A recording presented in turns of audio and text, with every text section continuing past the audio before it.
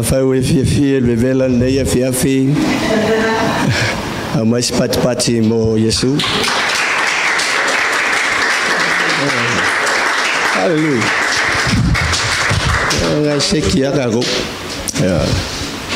Ile o se vela tele fo yo sinka mai vela. After ile tu le nei fia. Ya ai fai ka kula unga. Ya lang chaluai ono le ole fia feeling e uma lol tato lutu ave eselo mai ngoa mari malo pipo yo ai fatanga mai ma ua se fai apungi makala a uma fo ya makala ya uma ho mo tato la unga nei fia ela ngai tawang foi a kuskala se to lua amen ela ngol mele la ma u yai ide foi ko kasinga ka ikari e mana o miele el tinao le ainga so swani ya wala watule tinao ma le tinao le ainga sau ele umia le la ku aku ngai mingu ke se lua petu Carielo agora. Hallelujah. Praise the Lord. Ya na o tau fai atu lawa tamale ainga wa lava ia fai masuia ma ua. Iwa ia fo isina manatu vai foi. Pena tosi la fia na tai au. Sa le mawhai le malingi o loi mata o le mawhitanga. Ai ui lava i lea e momoana o whaatai lea tua nea fia no o mawhai o na whelua i fo i manisi o au ngā lea tua manisi fo i ua asiasi mai nea fiafi e whaatai ai lea tua ono lea vanua mātanga o fie o mawhai o na tātou whiwa aia i nea fiafi ia mai se tasi fo i o tuanga nea foma e mali whatua Anea fiafi, ia. Ele tele foi se uponea fiafi. Le memo moa o te whaftai le tua la na aunga ma le whatua ia le pope se nu ufu ala au ma Teresa ma tua whale anganga. Hallelujah. Sale ai se manatu e tu ualenga luenga. Ono ninga luenga sa mato ngā lue mai ai le whainga tā ma le whita le ngā luenga au soi fua le mato tina ia tā uwhi ai mei se fule e kare si e pele ieta le ia si o to e ngā lo sengo e le tebi o te tōtuli ai mai ia solua e o mai e whai le whonga te talo mana tua uma le whanau whainga tā le wawa ia tu le whanau e pei o awa se tangata sa wai tutono le kalesia i whanau uma le kalesia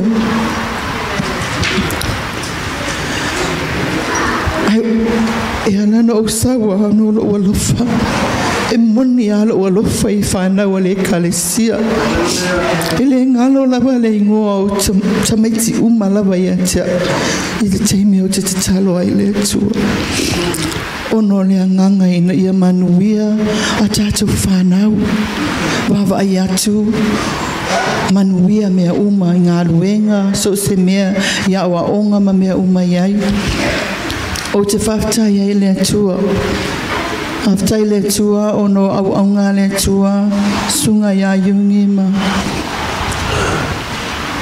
tina ia sulu sunga ia sale umua misolofua sunga ia witi a rowina sunga ia vailosa masuela Ben Malay tuanga nei Steve Malainga tuangana ya Doug Maliu le au whainga luenga ele mawhaina ngalo le tatalo ile atua ia ile whauunga le atua i lunga ia te oto i so stemi to te tutula ia ile upo le atua ma le awa winga le upo le atua mai se ali iti a kono le sunga ia fili ma whapuna mati ma se epa tina ia peni ma le lautele o le ekalesia lau te talo po le mā te talo ia whaamanuia le tua ia te outou umalawa. Whaftai fo i le tau alu lofa ia i mā ua.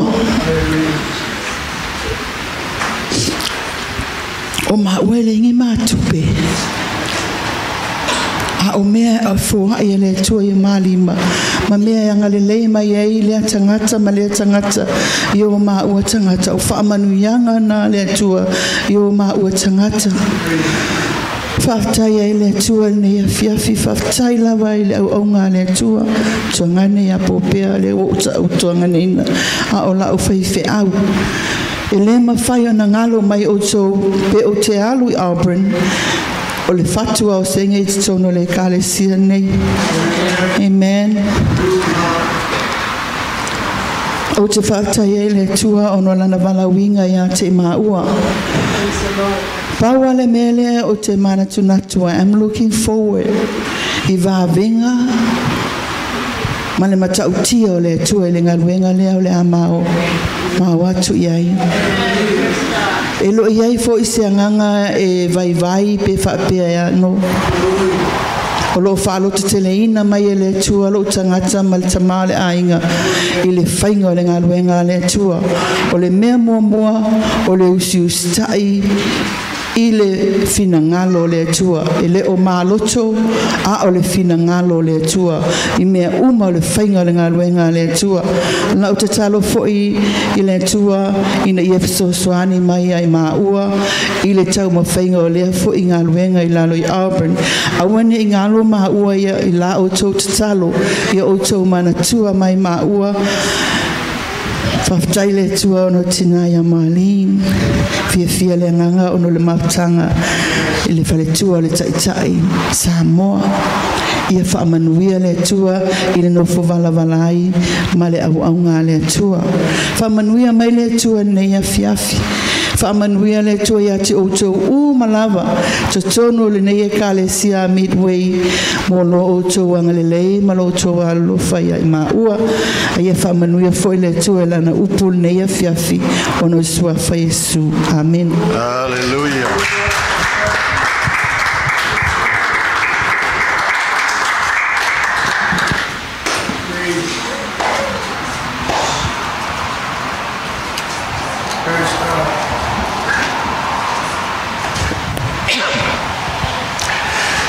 Ia, me salo le a veia nei e fiafi e watu waisi whamtalanga le nau o tau atu se isi vaengo o se ma tautalanga le nei e fiafi tu sai foi ma le nei aso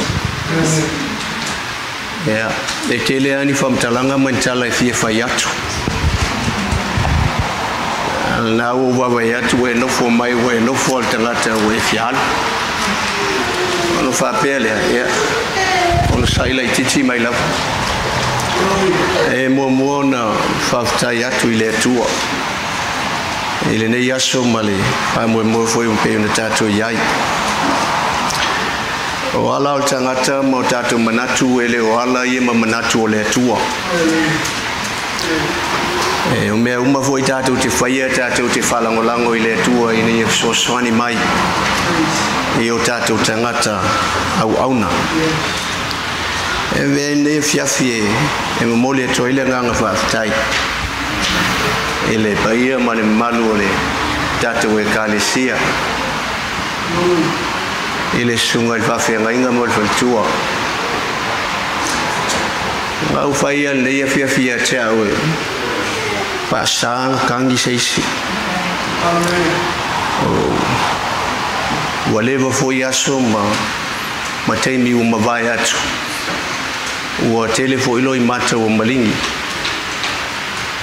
Ma pe a mana tunatu. Yaso mataimi whapenei.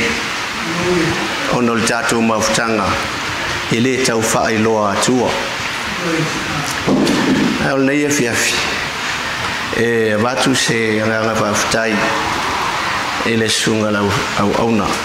Whaife au sunga whengainga ia hopea ma te wisa. O ai au te whaftai le unsai o le au auna. Au wae o mea ia na tutupu na tātou manatu ma tātou whapea ifo. Ua sa o amatonu wa i o tātou manatu. Au te whaftai le tua wa ana le tutupu mea. E le mawhai o na wala wina I maa ua mate o I Auburn. A wa whawhita uli mawhai ngata ma mea na tutupu le tātou vanga lulua iai. O I le ntau mawhai ma iai le tua ia o wina I ma whaton wina I o tātou tangata. I ni o tātou manatu o taimi whale tonu ia.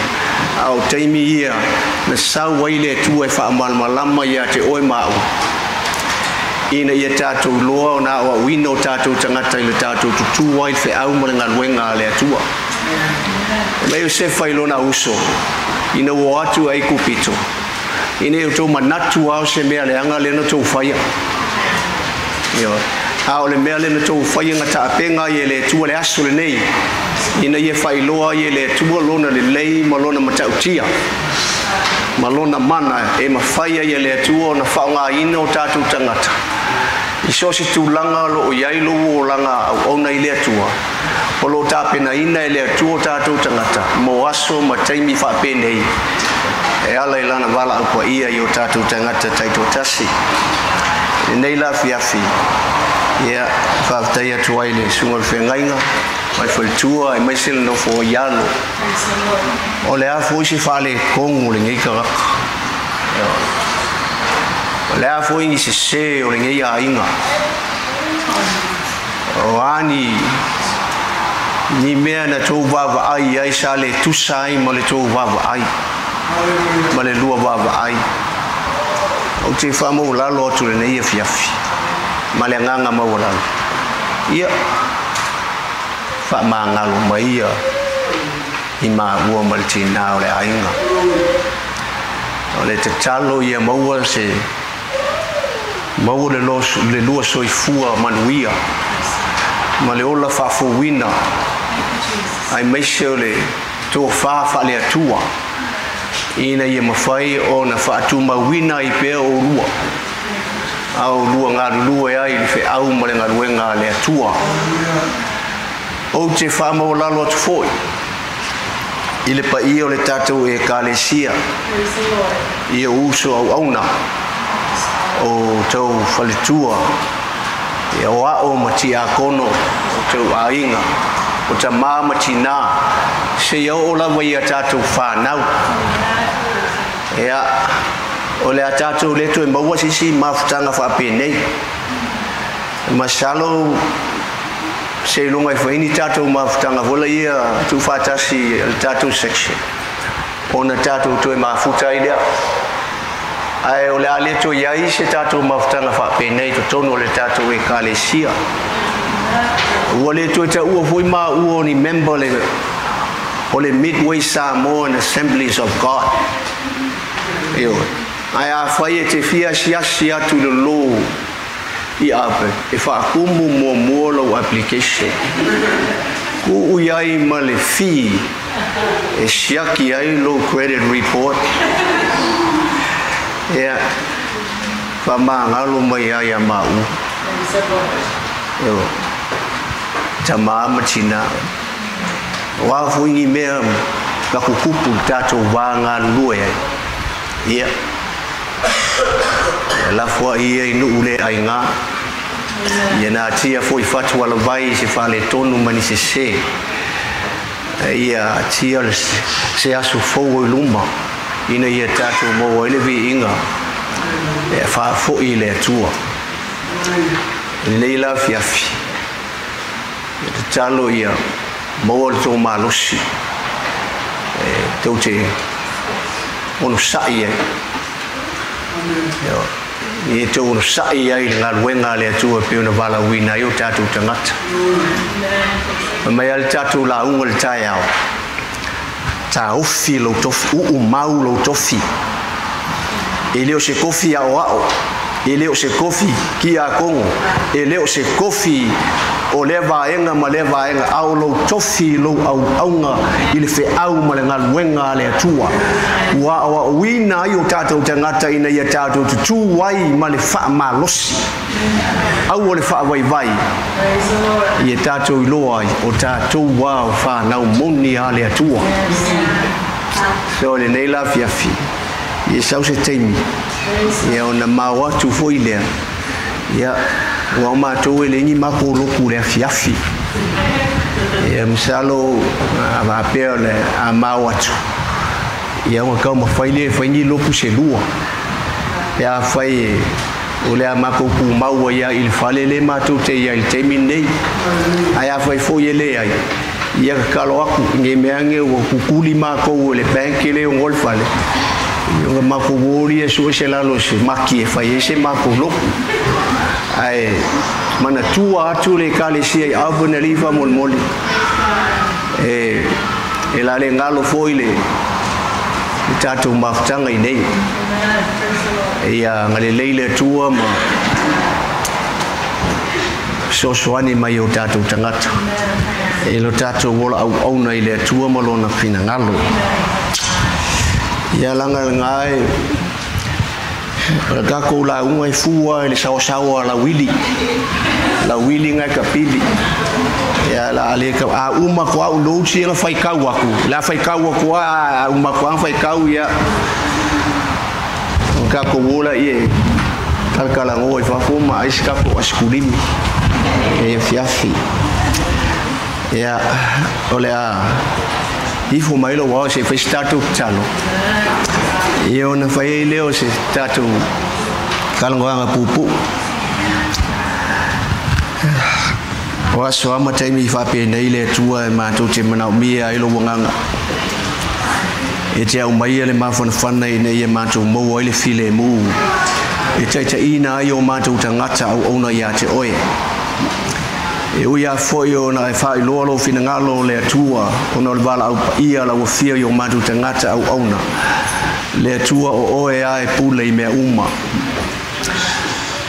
ala ma to sauni nei e fiafi e matu te whaalongolongo se upu mai lawa fionga e whaamarosia i o matu tangata ia walo matu au ona ia te oe le atua ia sosoani le whaalongo lau whanau ia me se foi le tula ia lau ona nei e fiafi whai e uma mai ule nei la unga le nei e fiafi ia ole vi inga mal whamanu e foi atu ia te oe ia tu mau ia te oe fa manu mal fa ftai nei maso uma o fa vau lava amene ia fa ftai foi le nei vai tau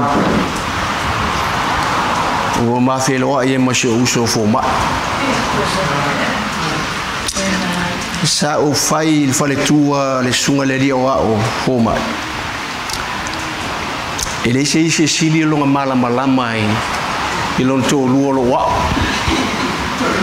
eo lango ma ua levanga a ma fewa i lunga fonga ele so se me po America po Samoa o le manatu o tangata o ma ua le masanga wa kukusa ma ulu e kukusa foi ma tino ngata imi ya langa la pe wa au le leila titia u ya fo ma i vai kemi ngai wa kau ese ai ma ua au fa ftai ya so ua mo nei avangoa mate mafuta ai o se tangata foi nga sosoangi se o tamai o langa ele tupuai ele whangaloina ele mwhainga o whangaloina se sosoani e tangata ia te a umalo o langa anale ai tangata nei ele mafai o ku fa penge ia ku yo ko ruma langa sa o fai a se usul vai aso lo te vai o le mea le o iai o le mea nga sa kaunga e iai eo le lau kala mo ia langa o la ua ai kai te minga whaonga inga fo le ngei tangata i le tolu se fulu mo tupu tau sanga le ua mawai atu i le malosi i le tomai o le ngā ioi tonu le tino ngā luenga le tu sa wai ai. He was a man prepared for the task. Ya makakala ngoa ma se uso ve ma ke lola ko aulo ngei ya la wala o fa kulo ye la la lo wala ma yo lo wala au le kausingo ainga ya o fa ya kausi fa le leile ai. But I am so happy. E foi inisio tau na ole ango tuspa ia kung ke masangi le sunga homai e was stemi na fanga ina ele tu e tono la ango tuspa ia mo la oina e lango me ia tatu te fai la langi ngi po fea me ka ko ke ka milo ai la ngara ka penga ele tu o lo tangata e nisi ke mi ke va va ya ku ma kwa fa le kongo le mele kilo kwai wole pa lengi lo ma fu fau au ke mi nga le tau ma fai ai le tua ina ia taita ina o se me le yo o ia lo ma fu fau.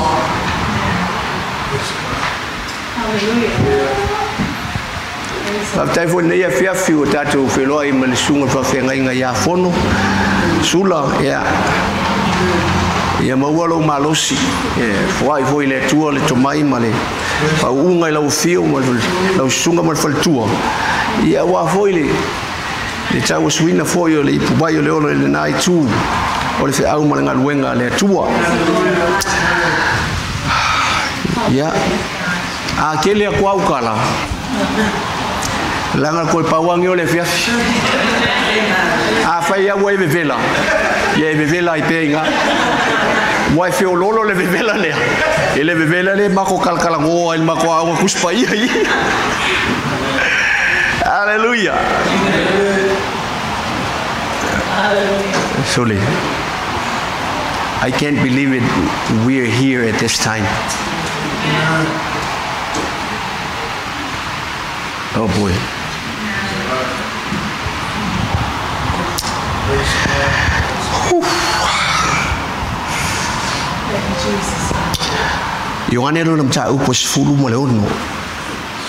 If you have your Bible, yeah, sueifo. Ile yone no ta upos fuma leono foi upos suma lua e fa ngata mai fai upos fuma tolu aftai foi le tu lan fa malolonga ile tinati tai tang ruenga Samoa ya ia le tu ai lo malosi fa fowina un fa ia una tatu mafuta pea tatu sauninga o tatu yai le vai tau alo fale tua ia mau pea le malosi fa fuina ia te oi ia wa fo le nofo valvala ai ma sunga te ta Ioane lo nam ta upo suma leono fa upo suma lua ma suma tolu a fai o le ata o mau ia la tatu fai tau fa tasi mai ai ia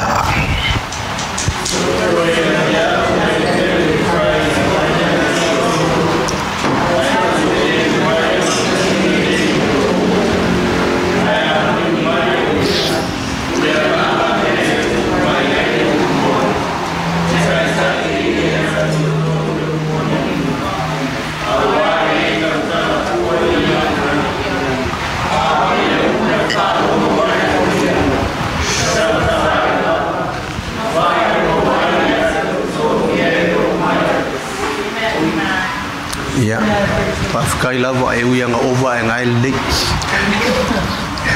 luka lo nam tau pe lu sumar fa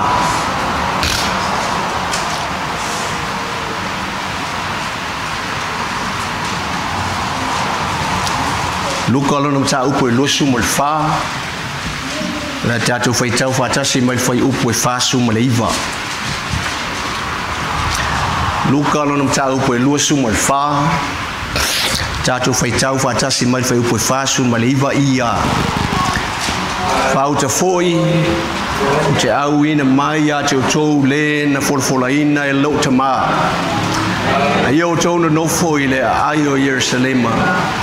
Se ia maua e o tau le mana mai lunga. Ua te toi a te au mea e tele e whai atu i a te o tau. Ai tau te le ma whaia o na talia i nei o na pō. Ai amaliu mai o ia. O le anganga lea e tupu mai ai le upu. Ona o tau mau ai lea. Ina ia ato toa ai. Loho tau ori ori.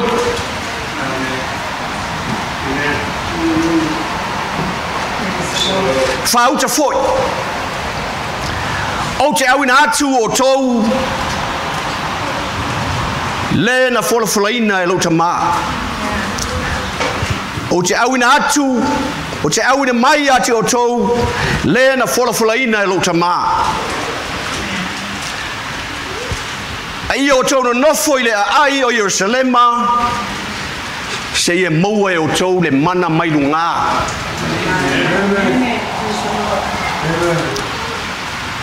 I think you know where we're going with our subject tonight.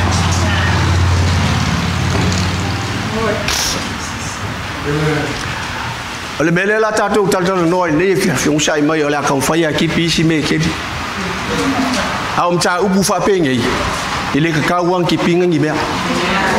Lango tatou le la tatou tatou no ile tapenga ingo tatou tangata ile taita inga le nganga pa ia.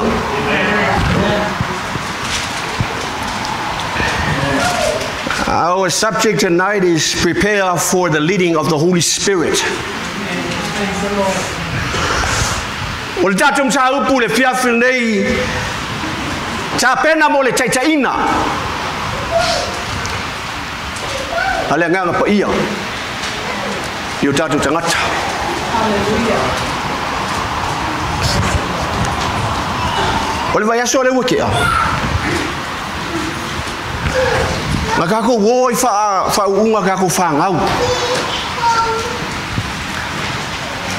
O te lo foi wa e masani tu langa fa penei. Ke me fa unga. E fai loa ai. Ua fai uina se tau mawhainga a se alo. Pe fai u mai le kolisi. Pe fai u mai le high school. O aso ngei. O fai foi me fai unga le tuna hai. O fai foi me fai unga. Ale vaenga lai lalo ifo le tuna hai. O fai foi me fai unga. Ale vaenga lai lalo ifo le tuna hai. Lalo ifo le vaenga ngai lalo ifo le tuna hai. E fai loa mai a te datou. Wa iai se vaenga wa waonga ua maea. Moi la tau lana fa wina i tono high school. Ua maea la waonga ua fatulanga ina. Mo le tupu mo le tama mo le teine e mafai ai ona taua ia o le tangata ua matua. Valu se fulu mo le valu tau sanga e alu ngai luma. O I foi. Wa maka inga le ususka I fa ngau I la ko makua. Awalewa manatul tama titi I have done my high school. Ele aila se mea o te toi whalongo tele ailo ta mama lo tina awa wa lewa ia teo lea ia e whai ai ala meo ke loko ai au ia.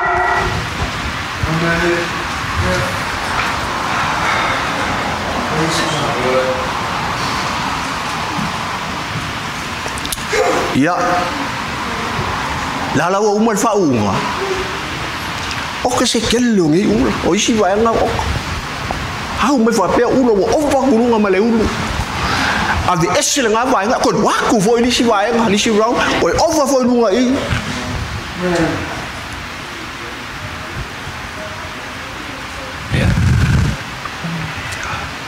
O le winga o le fai winga o ka mai kiki male a onga.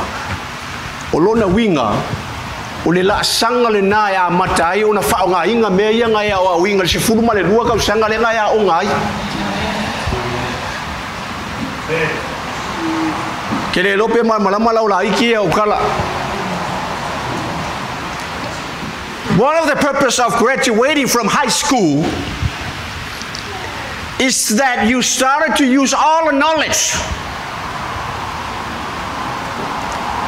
that you have learned from the first grade or for kindergarten all the way up to your graduation in the 12th grade. When you graduate from the 12th grade, this is the time that everything that you listen to in high school, everything that you learn, everything that you watch, everything that you touch with your hands, everything that you witness, this is the time it's going to show up.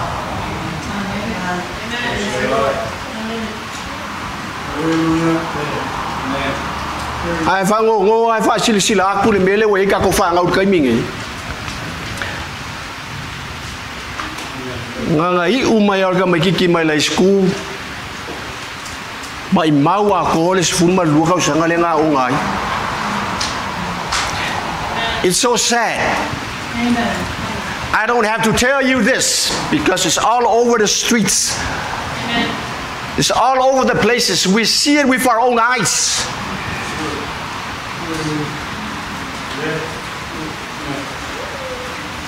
Alam tahu pun dia sumber fal tu sila luka. O ile fa tu sai no ile wa umai le kon ka sanga le nga o ngai la so. Ile par kala fa nga mal fa upo todos fu sei or par ile fa upo fase fu malaiva. O ingale toi fe lo ingale nga Yesu e official ai le adwesto fa yaonga. Kelo ya ong fa u ka mi ki yaonga. Ele ko fe lo ai malang fa yaonga. Pole ala wo lo fa yaonga. You can't live with that person. Oila lam chau pula lu sumar fa lu kal fa po chos fun se ol fa sumar leva. Oila wa ko a fio ma ya yes. Wa ko fa lo ma ya yesum ilo na to chu mai le chu mau. Le wa sau se ko kal kal ngo ma ko fa ma ngaku la so. Oila la la wesi. Wa umala na ngalu ngale na ye fen sau no ma ye lu sa chou lu. Wa chau nu. It's finished.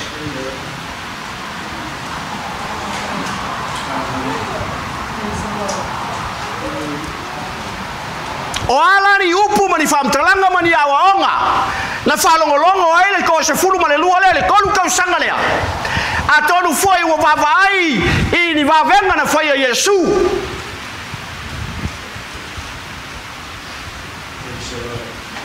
bo che ai malato vavai ai o foi o lato changata a me u mai nga tupu le tonu ka sanga ya nga wa ui nga ai le so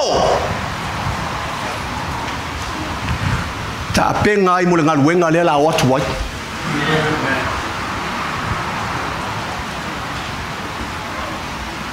família Yesu il vai bu fasu mo le valen fai mta do spetau fauta foi o che au ina mai a te o le na fola fola ina lo chama o lo na winga wa o ma ngal wenga Yesu aya o le ala alu ale mna o le tua Yesu e ba motu le mafutanga le fa pea langa fanga ka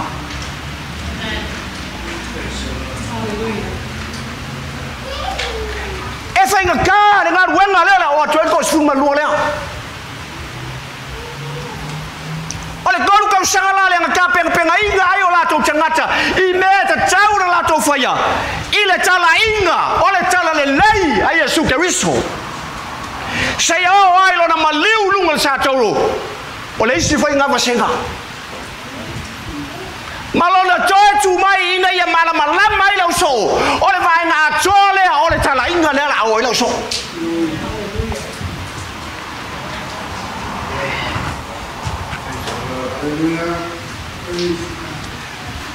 ai fa uta tato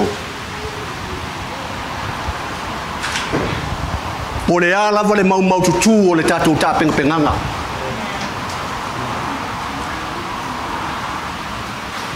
Pole ala vole lei o le tato sanuninga. Pole ala vole lei o tato mana tuna tunga. Ma mena tato vava ai ma tato chilo yai.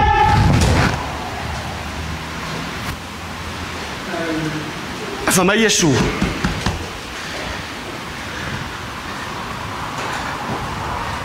Yo to watu na nofo ile ayo Yerusalema. I say, because we still need help.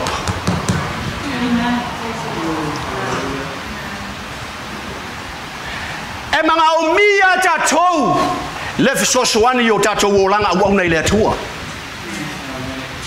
Ole malama ile fetalenga ile atua. Wa uma lona taimi.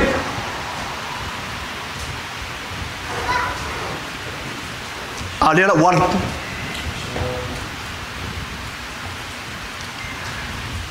Alela sau le fisosoani na wina mai lo tama.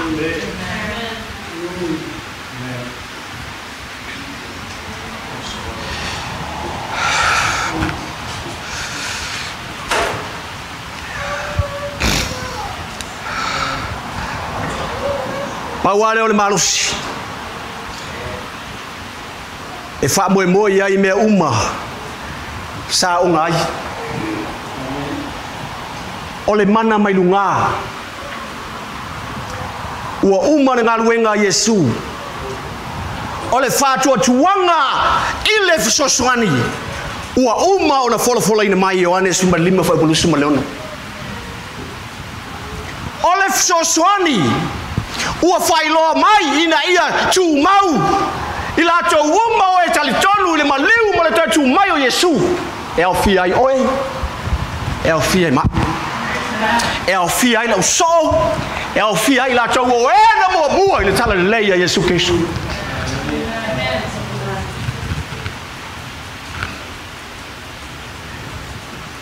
ole nganga ole potso ole nganga soswani ole nganga ole fatununga mali malosi ole nganga ole malama mali matau ya Yehova Isaiah fumatasi fai upelua ole manalea malunga ina ia lei mau suai le tapena penanga le tangata usau ni atu mo le vala au le tua ai pangale fai mai chavita salamu lusu mo fitu fai mo malua a fai le ati na e Yehova le fale e ngalu lu fua we atina afai foi le ina Yehova le ai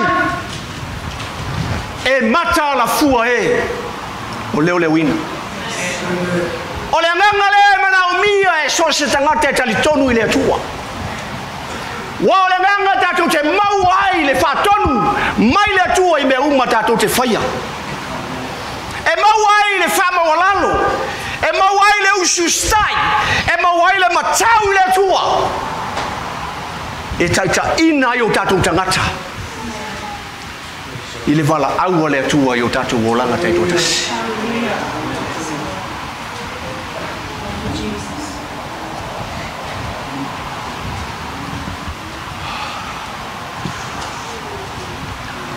o leo matua tautino mai ma fa mautuina a tini Yesu yon so ua naoni nai taimia ua naoni nai yaso lava se o tau mapu atua lava Yerusalema I lunga le feafea pito lunga se o tau fatantali Imanuia ma le mea alofa le wa uma ona fola mai le atua e fo ina atu ya ke la tau o e saili atu ilona mana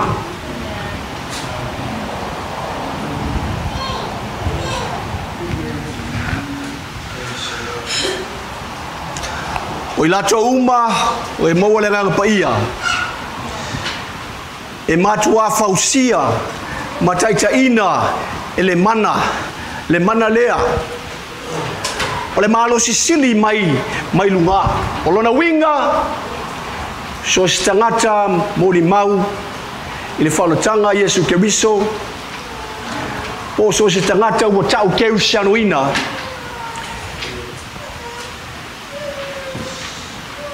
e fai mea whaalongo i le anganga pa ia o le atua. So se tangata e tali tonu i le whaolatanga mai lato uma o ua tau keru sianuina e tātou te whai mea whaalongolongo i le anganga pa ia o le atua.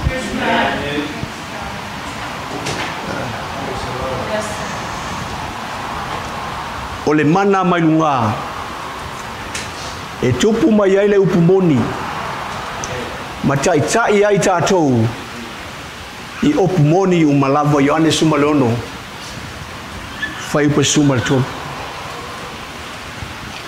o tūlanga tāua na tātou whaatanga ina le anganga pa ia o le atua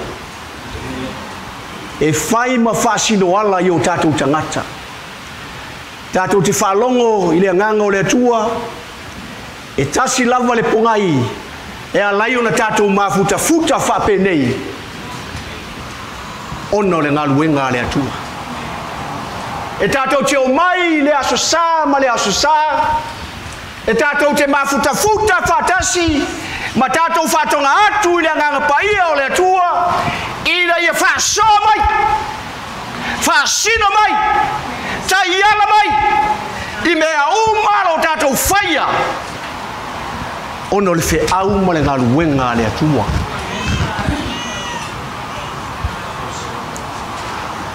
ua iaini la ngonga ngisi o le kalesia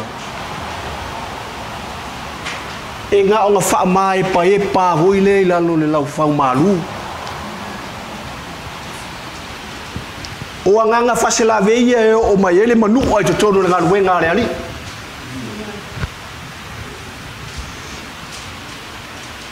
na umaila ele atua le au e pupungi ai le vai o le tātou wola waunga i le atua le nga whawai le atua le langi ai a whio ifo le lupe sawa me le siu whawhanga le atua o lo watali i pele le ngaha i o kou whalongo iai i a tātou whalongo iai ka kou ke le whalongo ia Mose tātou te le whalongo ia Elia a o le atali o tangata ia tātou whalongo iai o manui o awala ia e manui ai whaiva whale e kalesia usai mai le la uma leu soi ua leva o na tātou iai vai tau o le fuata ina o le ola whaleanganga i e kalesia. We've been here too long. Ai leo mawhai au na tutupu o tātou o langa. Ai sea. E leo whauinga le kako whalungu. O lo tātou o pongi. Leo lau whai pisingisi. Leo leo tina e whale lalangi. Leo manuia whaona ponei.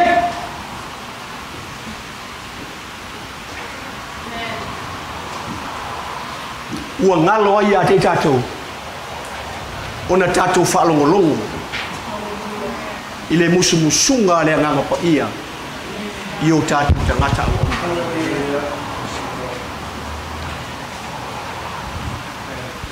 Ka le sia nei fiafi.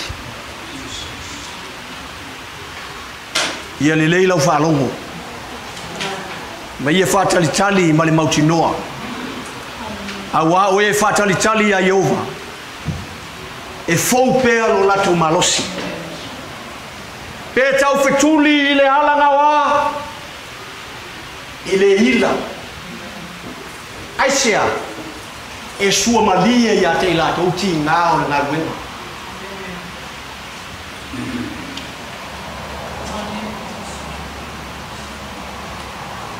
I le vai vai. E femo eia le vai vai. E fa fowina o la to malosi. E fa pei o le aito.